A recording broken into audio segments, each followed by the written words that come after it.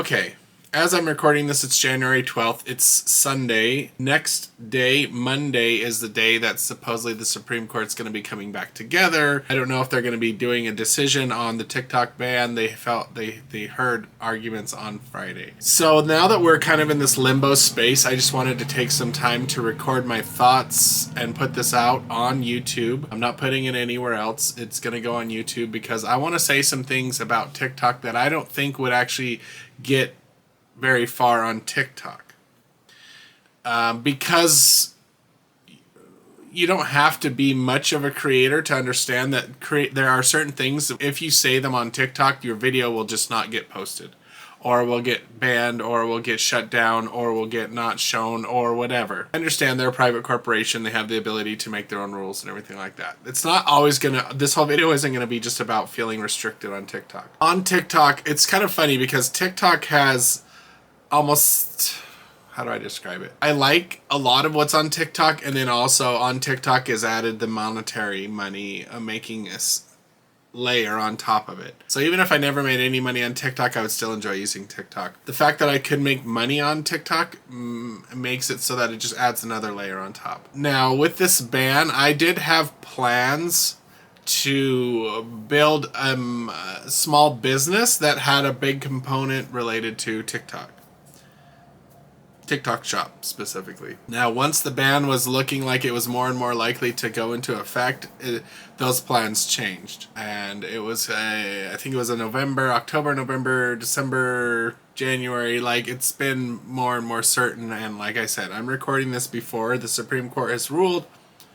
So this big parts of this might be invalid if the Supreme Court does decide to strike down the law. I personally don't feel like that's very likely, but that's kind of a potential. I do feel restricted in a lot of what I do on TikTok, but I don't know, it's kind of also counteracted by the fact that I can make money on it, so it's kind of like a little bit of a give or take. Because of the potential ban of TikTok, I had to change a lot of plans. Now, granted, they're just plans. I have continued to make plans to do things, and I've continued to purchase things, equipment, capital, that kind of stuff, tools, that kind of thing. So I'm still continuing on. It's just that now it's different because there's also a potential component missing, which would essentially be like if I made products that they would be able to be sold on TikTok Shop.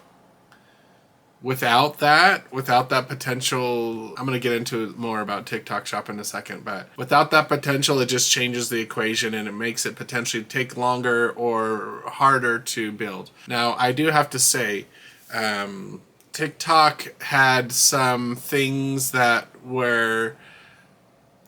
TikTok was trying to buy its way into becoming an e-commerce platform by, from what I can tell, giving discounts and or free shipping, thus making it so that it was cheaper for the customers to buy the products from the suppliers. And TikTok was essentially, by doing free shipping or by doing discounts that TikTok was paying for, they were burning through their capital in order to make things cheaper. And even if people bought a lot of stuff on TikTok Shop like I do, you would notice that started to change. Like, it started to become less and less affordable to buy something on TikTok Shop, because in my mind you really have to have free shipping and low costs, and so those don't really factor in when TikTok is working with a lot of small businesses, because the small businesses still have to factor in shipping unless TikTok is paying the shipping. My gut instinct tells me that if it does continue on,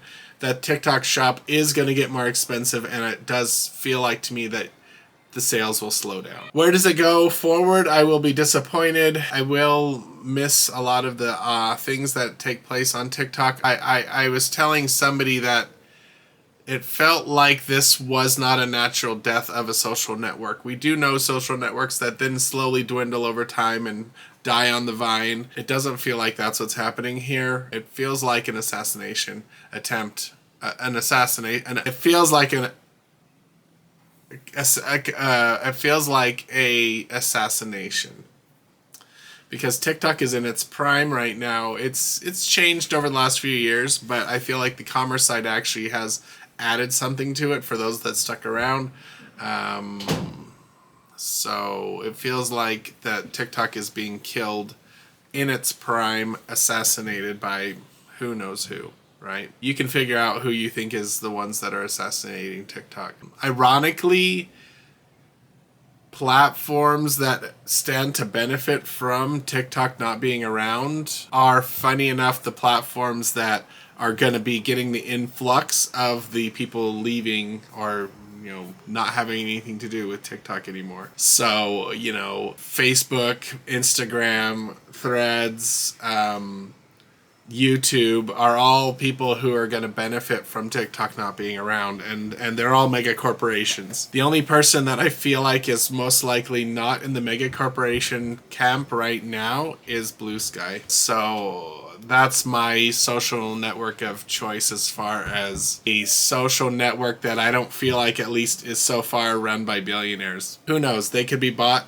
by a billionaire and tempted to be ruined. And we'll see what happens actually with, it is possible that TikTok could get bought by American billionaires. I'm done with this rant, so I'll see ya. Bye.